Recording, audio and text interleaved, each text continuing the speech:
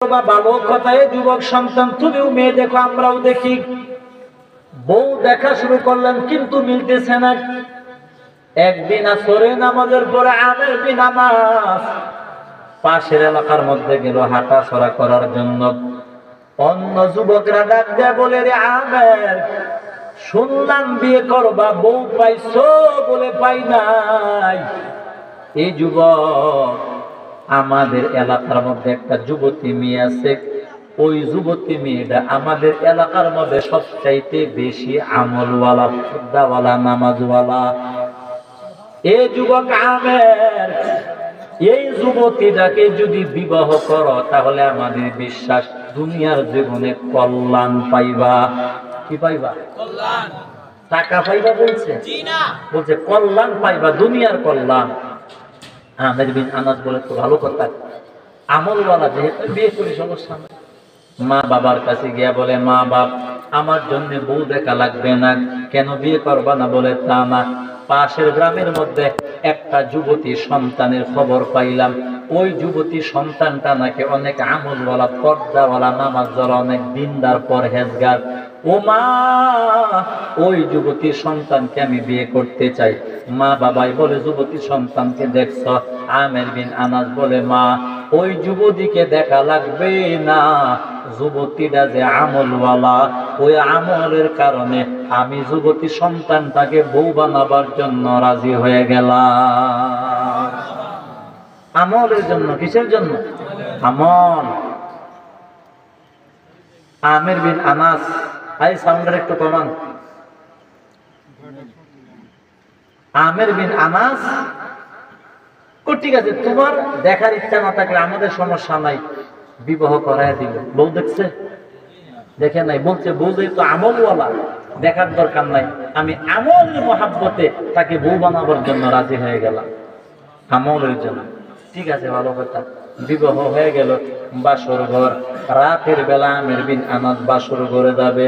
ও নবীর উম্মত, যেই বিষয়টা প্রথমে বলছিলাম, আমরা বয়ান শুনি কিন্তু দিন বুঝতে চেষ্টা করি না। বয়ান শুনি, বক্তা বয়ান করিয়া শ্রোতাকে দিন বুঝাইতে পারে না, আপনারাও দিন বুঝতে পারেন না। এই জন্য আগে আকীদার দ্বারা, মন থেকে বিশ্বাসের মাধ্যমে আল্লাহ তাআলার দ্বীনকে আগে বোঝা লাগবে। আপনার ভিতরের অবস্থা যদি ভালো না হয়, নামাজ পড়া কপাল কর ফালায়া জাহান্নামে যাওয়া লাগবে। সাবধান। দুনিয়ার কল্যাণ একমাত্রই যে দেওয়ার মালিক আল্লাহ, এটা বিশ্বাস না করলে আপনার ঈমান থাকবে না। বিশ্বাস করতে হবে যে আমার কল্যাণ একমাত্র দেওয়ার মালিক আল্লাহ। আমারই কল্যাণ দিলে দুনিয়ার কেউ অকল্যাণ দিতে পারবে না, আর আল্লাহ অকল্যাণ দিলে দুনিয়ার কেউ কল্যাণ দিতে, বিশ্বাস করতে হবে। জোরে বলেন ঠিক কিনা?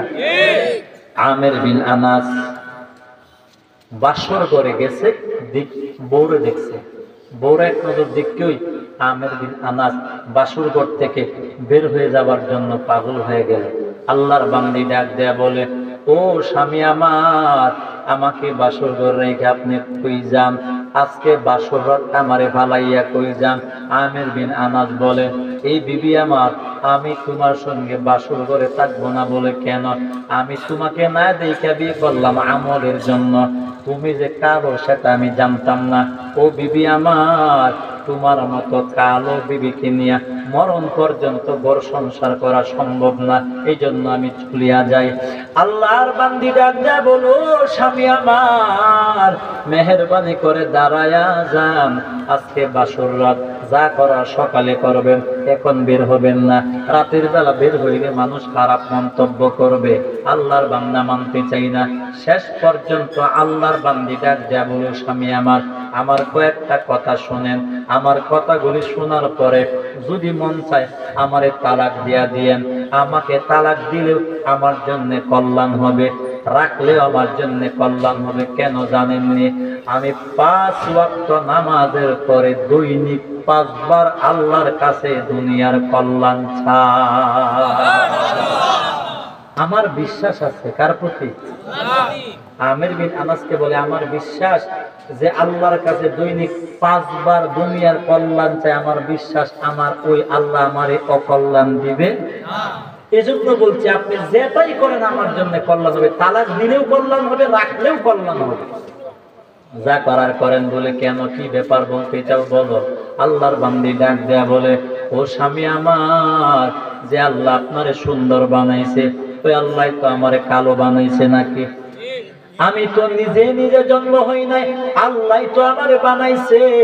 ও স্বামী আমার, অহংকার করবেন না, তুচ্ছ তাচ্ছিল্য করবেন না, আমাকে ঘৃণা করবেন না।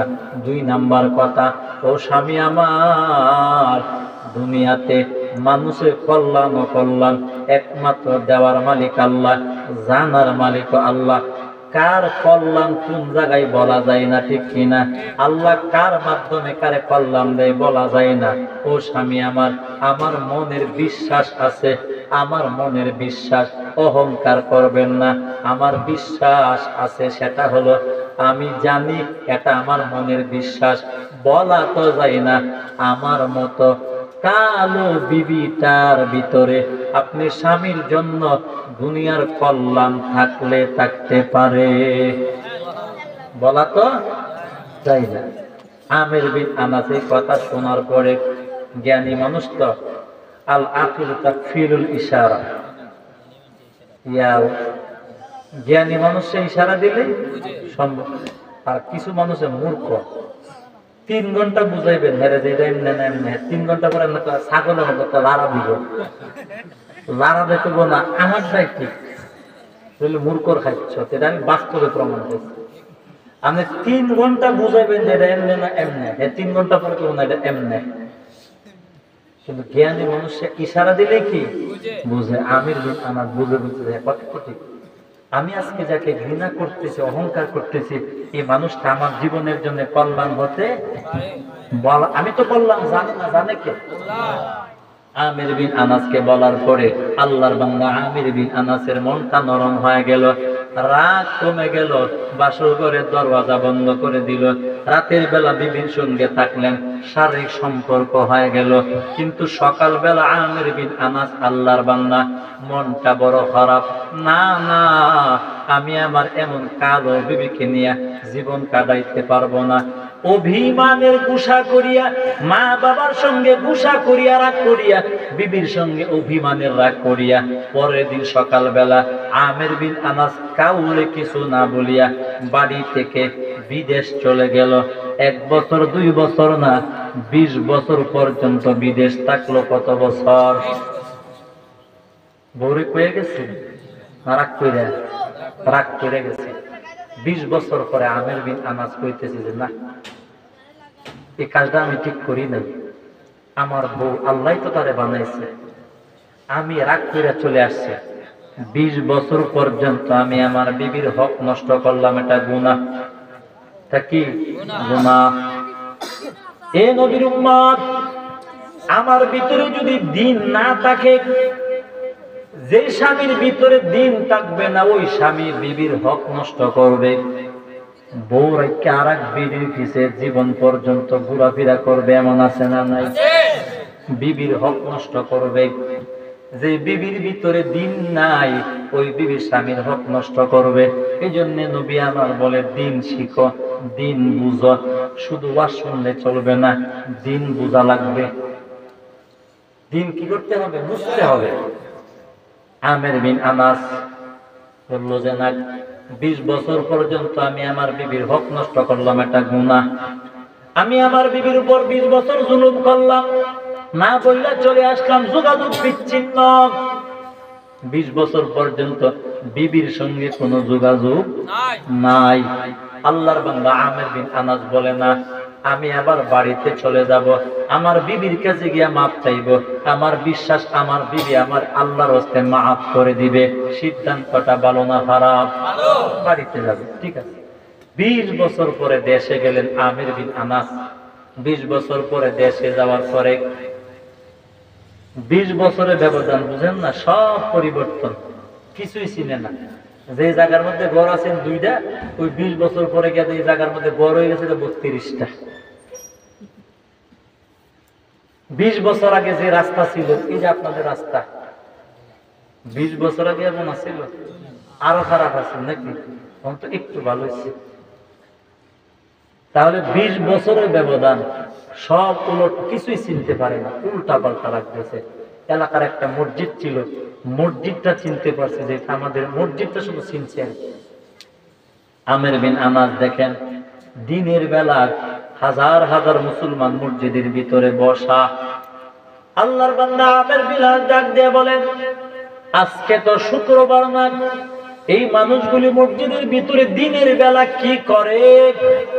আর একটু সামনে আগায়া দেখে, এক আল্লাহর গোলাম যুবক সন্তান, 18-20 বছর বয়সের একটা যুবক মসজিদের মিম্বারের মধ্যে বসিয়া হাজার হাজার মানুষদেরকে আল্লাহর কোরআনের বয়ান শিখাইতেছেন।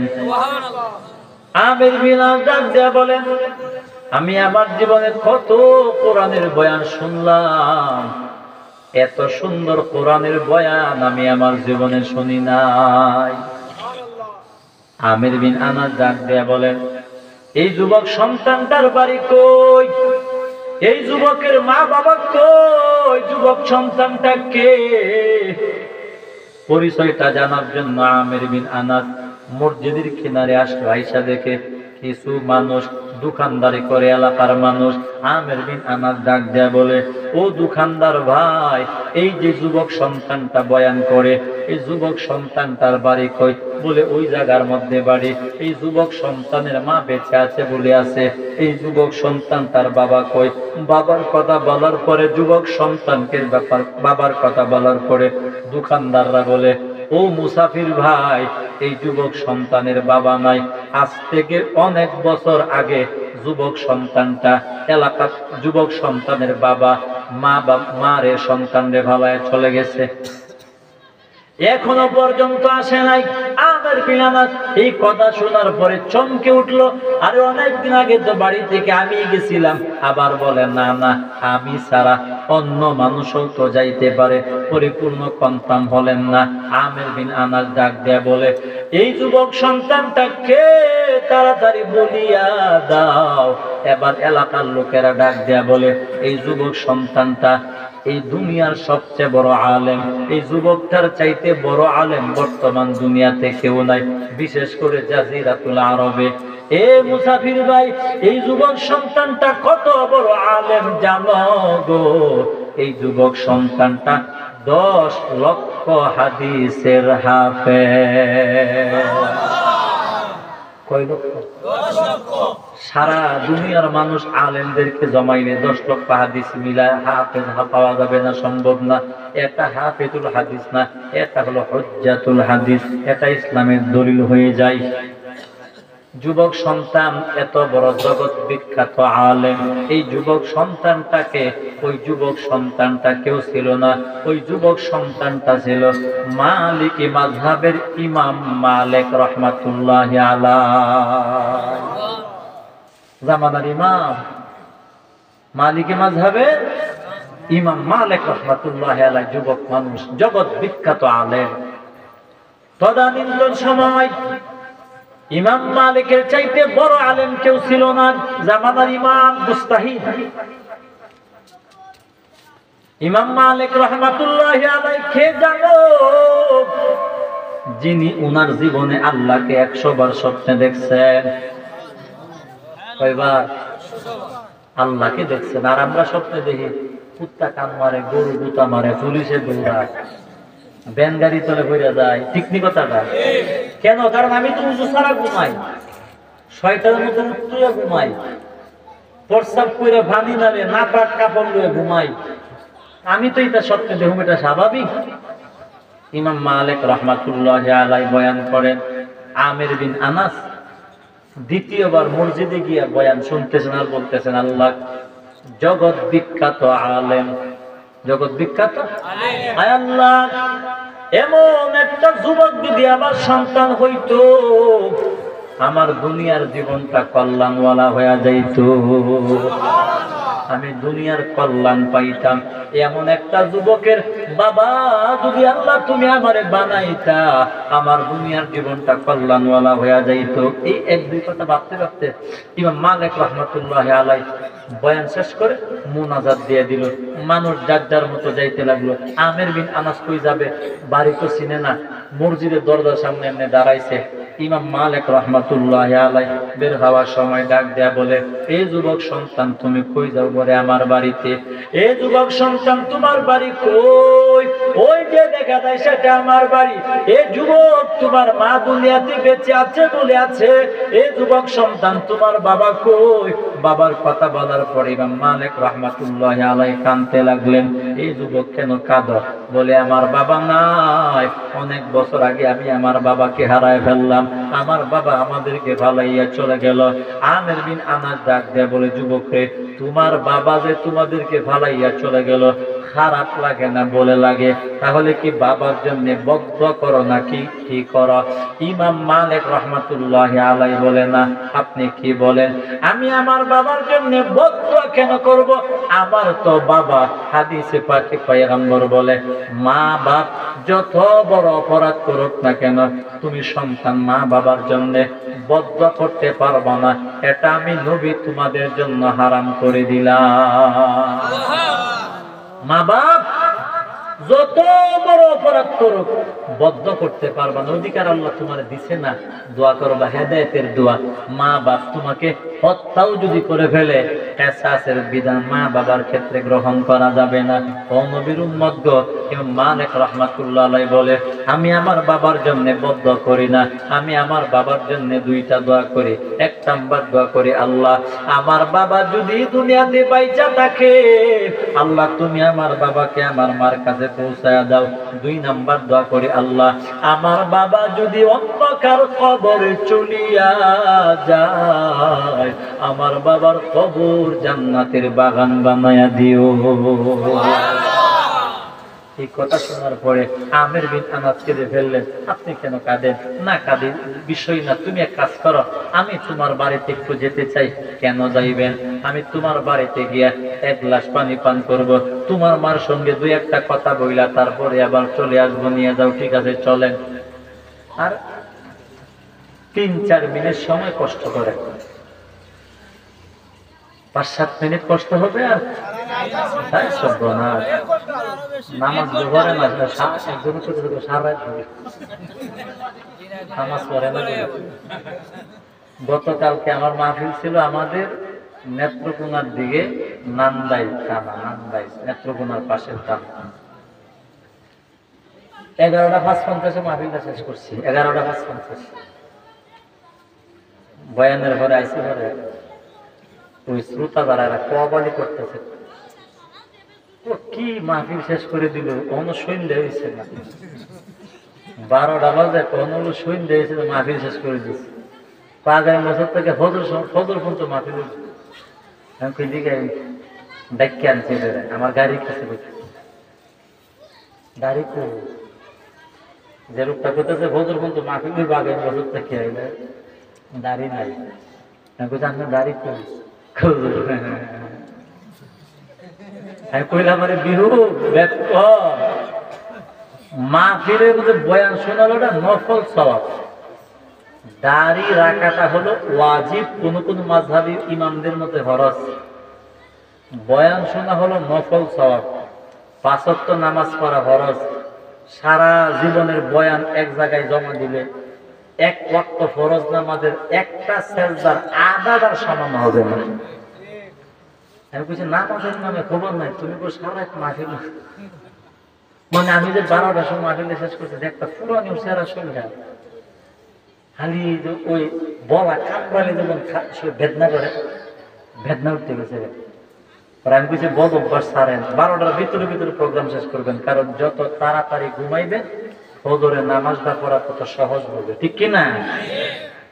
আমের বিন আনাস এই কথা বলার পরে বললেন, ঠিক আছে আমি তোমার বাড়িতে যেতে চাই। ঠিক আছে, চলেন। আল্লাহ ইমাম মালিক রাহমাতুল্লাহ আলাইহি বাড়িতে নিয়ে গেলেন।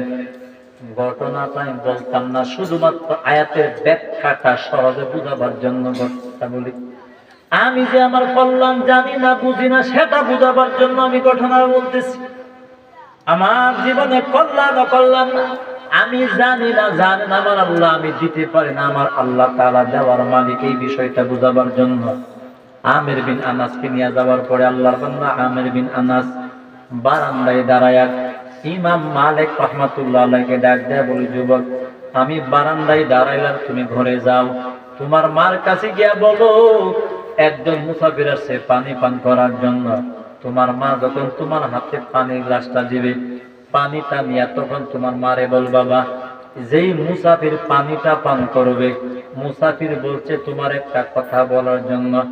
যখন তোমার মা বলবে কি কথা বলো, ওই সময় তোমার মাকে বলবা, মা গো মুসাফির মানুষটা বলছে, বলা তো যাই না, কালো মানুষটার ভিতরে কল্যাণ থাকলে থাকতে পারে, শুধু এইটুকু কথা মারে বলবা, আর কিচ্ছু বল লাগবে না। ইমাম মালিক রাহমাতুল্লাহ আলাইহি দৌড়াইয়া গিয়া বলে, ও মা তুমি কই? আল্লাহর বান্দী হাজির হয়ে গেল। এই সন্তান কি চাও বলো। ও মা একজন মুসাফির আসছে পানি পান করার জন্য, পানি দাও। মা পানি দিলেন। পানি দেওয়ার পরে ইমাম মালিক রাহমাতুল্লাহ আলাইহি দাঁড়িয়ে আছেন। এই সন্তান পানি দিলাম, দাঁড়াইছো কেন? ও মা যে মুসাফির পানি পান করবে, মুসাফির বলছে তোমার একটা কথা বলার জন্য। কি কথা বলো? মা ওই মুসাফির বলছে, বলা তো যাই না, আমি কালো মানুষটার ভিতরে কল্যাণ থাকলে থাকতে পারে। এই কথাটা মুসাফির বলছে। এই কথাটা বলার পরে আল্লাহর বান্দে হাউমাউ কাঁদতে লাগলেন। ইমাম মালিক রাহমাতুল্লাহ আলাইহি বলে, মা আমি তোমাকে বহুদিন বাবার জন্য কাঁদতে দেখলাম, এখনের কান্নাটা কেমন জানে রহস্যজনক লাগে। আর এই কথার আগাগোড়া কিছু বুঝলাম না। এই কথাটা বলার পরে তুমি কেন হাউমাউ করে কাঁদতেছো বুঝলাম না।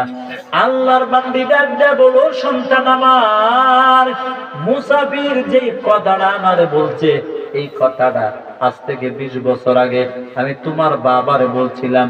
ও স্বামী আমার, অহংকার করবেন না, আমি কালো মানুষটার ভিতরে আপনি স্বামীর জন্য দুনিয়ার কল্যাণ থাকলে থাকতে পারে। এই সন্তান আমার বাসুর ঘরে কথা আল্লাহ এবং তোমার বাবা ছাড়া দুনিয়ার কেউ জানে না। এই যুবক সন্তান আমার স্বামী ছাড়া আমার বাসুর ঘরের কথা জানবে না।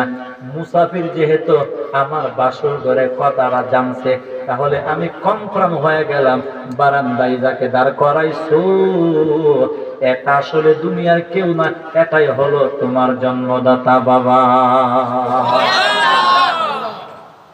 চমকায় উঠলেন, এ সন্তান তোমার বাবাকে গিয়ে আমার সালাম বল, আর তোমার বাবারে বলবা আমি তোমার বাবারে ঘরে ঢোকার অনুমতি দিলাম। 3 নাম্বার বলবা আমি তোমার বাবাকে আল্লাহর ওয়াস্তে মাফ করে দিলাম। ইমাম মালিক রাহমাতুল্লাহ দৌড়াইয়া জ্ঞান যা দিয়া দুইরা কান্না কাটি কইরা ডাক দেয়া বলে, বাবা আগে কেন পরিচয় তুমি দিলা না? আগে পরিচয় দিলে আমি তোমার কষ্ট দিতাম না। ও বাবা, মা তোমারে সালাম জানাইছে। 2 নাম্বার মা বলছে তোমাকে ঘরে যাওয়ার অনুমতি দিলেন। 3 নাম্বার মা বলছে তোমারে আল্লাহর রাস্তায় মাফ করে দিছে। ও বাবা যাও তুমি ঘরের ভিতরে ঢুকো। ইমাম মালিক রাহমাতুল্লাহ আলাইহির বাবা আমির বিন আনাস 1 বছর 2 বছর না 20 বছর পরে ঘরের ভিতরে ঢুইকা ওই যে কালো বিবিকে আঞ্জা দিয়া দুইরা কাঁদতে লাগলেন। কেঁদে কেঁদে বুক ভিজাইতেছেন। আর ডাক দেয়া বলে, বিবি আমি হেরে গেলাম, তুমি জিতে গেলা। আমি মিথ্যাবাদী, আমার কথা মিথ্যা, তোমার কথাই সত্য।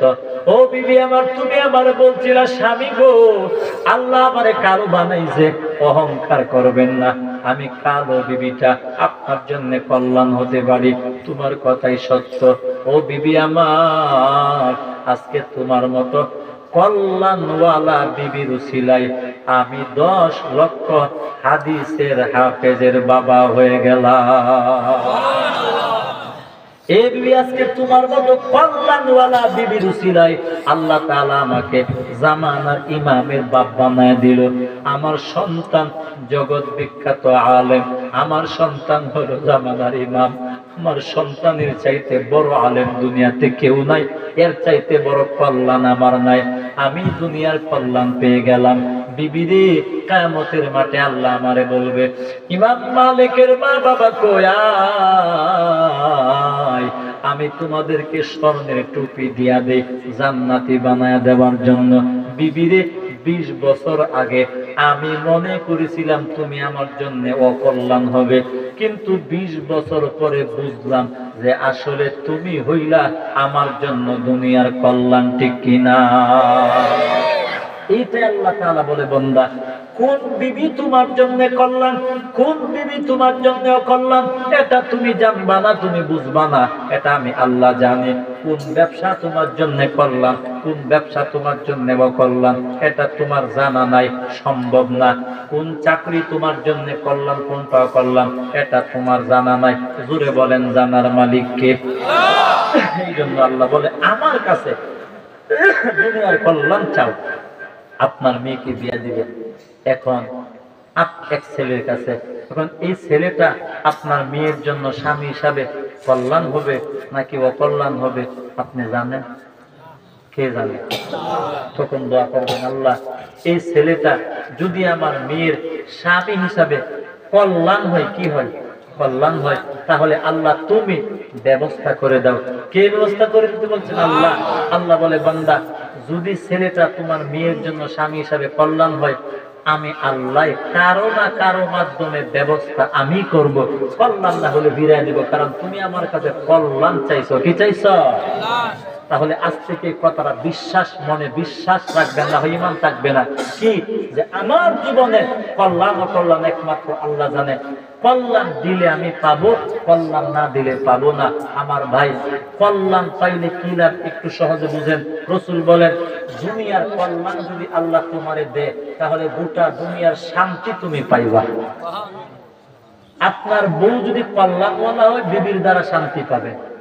ব্যবসার যে কল্যাণ বলা হয়, ব্যবসার দ্বারা শান্তি হবে। যেই চাকরি কল্যাণ, ওই চাকরি দেওয়া শান্তি হবে, কষ্ট হবে না। যেই বউ কল্যাণ, ওই বউ দিয়া শান্তি হবে, কষ্ট হবে না।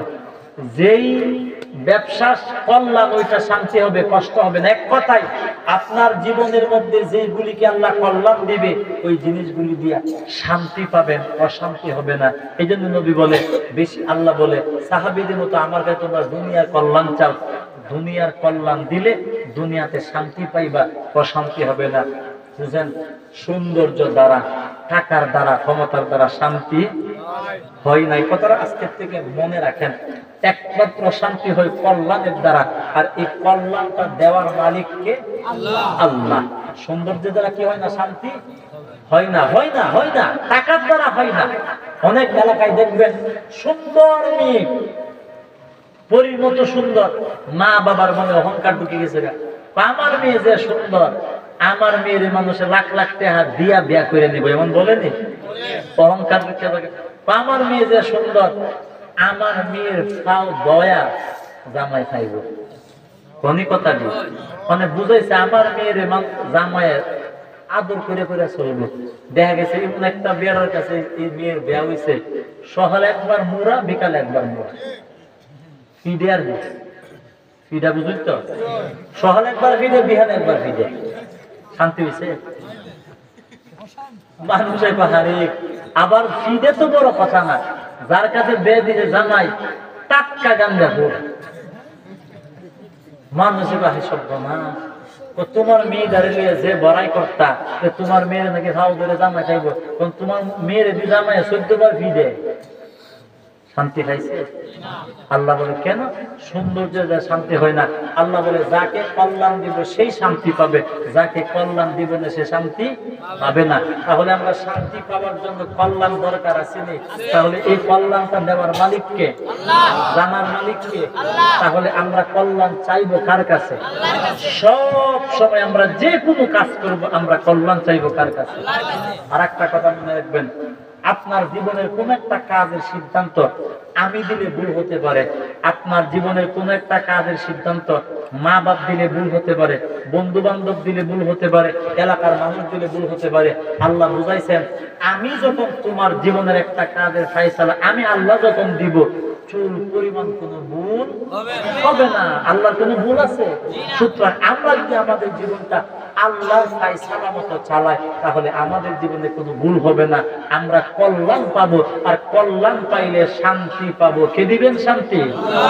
আল্লাহ তাআলা। আমরা যে কোনো কাজের আগে আমরা আল্লাহর কাছে কল্যাণের দোয়া করবো যে আল্লাহ, আমি তো বুঝি না এটা আমার জন্য কল্যাণ হবে নাকি অকল্যাণ হবে। আল্লাহ তুমি তো জানো। কল্যাণ হলে আল্লাহ তুমি আমার জন্য ব্যবস্থা করো, কল্যাণ না হলে ফিরাইয়া দাও। আল্লাহ বলে কল্যাণ হলে আমি ব্যবস্থা করব, কল্যাণ না হলে আমি ফিরাইয়া দিব। আমি আল্লাহ তোমার অকল্যাণ দিয়ে কষ্ট দিব না, কারণ তুমি আমার কাছে কি চাইছো? কল্যাণ। এই জন্য আমরা সবসময় কল্যাণ চাইবো। বলেন কি চাইবো? 1 নাম্বার দুনিয়ার কল্যাণ, 2 নাম্বার আখিরাতের কল্যাণ, 3 নাম্বার জাহান্নাম থেকে মুক্তি। এই 3টা জিনিস হলো একটা মানুষের গোটা জীবনের মূল চাবিকাঠি। 3টা জিনিস আল্লাহ যাকে দিছে সে দুনিয়াতেও শান্তি, পরকালেও শান্তি। মানে এক কথায় তার দুনিয়া এবং পরকালে চুল পরিমাণ কোনো পেরেশানি থাকবে না। সাহাবায়ে কিরামকে আল্লাহ 3টা জিনিস দিছে, নবীদেরকেও দিছে। এই জন্য নবীদের কোনো পেরেশানি ছিল না, কোনো অশান্তি ছিল না, শান্তি আর শান্তি ছিল। এই জন্য আমরা শান্তি যদি চাই, টাকা দিয়া না, আমরা শান্তি পাইতে হলে কল্যাণ লাগবে। আর এই কল্যাণটা কে জানি দিবে? আল্লাহ তাআলা। আল্লাহ আমাদেরকে কবুল করুক, বলেন আমিন। 3টা জিনিসের মালিক হইয়া আল্লাহকে নবীকে রাজি করিয়া নিজেকে জান্নাতের উপযুক্ত বানায়া কবরে যাওয়ার তৌফিক আল্লাহ দান করুক, বলেন আমিন। মাহফিল আল্লাহ কবুল করুক, মাদ্রাসা আল্লাহ কবুল করুক, মুআল্লিম, মুতাআল্লিম, মুহিব্বিন, মুত্তাবিঈন আল্লাহ সকলকে দ্বীনের জন্য, কোরআনের জন্য, ইসলামের জন্য আল্লাহ কবুল করুক, বলেন আমিন। এখন ইনশাআল্লাহ আমার পরে দোয়া হবে। 2 নাম্বার আমি একটা কথা বলে ফেলি। আমি যে কষ্ট করে আজকে আইছি, আমি যে কথা বলছি যে আধা মরার মতো, শরীর শক্তি জোর করে কইছি। রওনা দেওয়ার সময় প্রথম এক জায়গায় একটা টাকার সিএনজি একটু গসা লাগাই দিয়েছে, তাহের সাথে সিএনজি গসা দিছে পরে, গসা বুঝেন তো, গসা দিছে পরে সিএনজি গাউরা লড়ে না। আমি লড়তাম না, গসা দিলে গেলে একটু লাগবে। সিএনজি না লড়ার কারণে টাক তো লম্বা, রাস্তা একটু সিফা ঘুরে কাটতে হইতে পারে না। আল্লাহ দিলে 2-2.5 কিলোমিটার পর্যন্ত 2 দিক দিয়ে জাম লাগিয়ে গেছে। এই নদীর হয়েছে প্রায় 35 মিনিট। কয় মিনিট? আমি হিসাব দিই 35 মিনিট। শাইস্তাগঞ্জের একটা জায়গার নাম আছে এই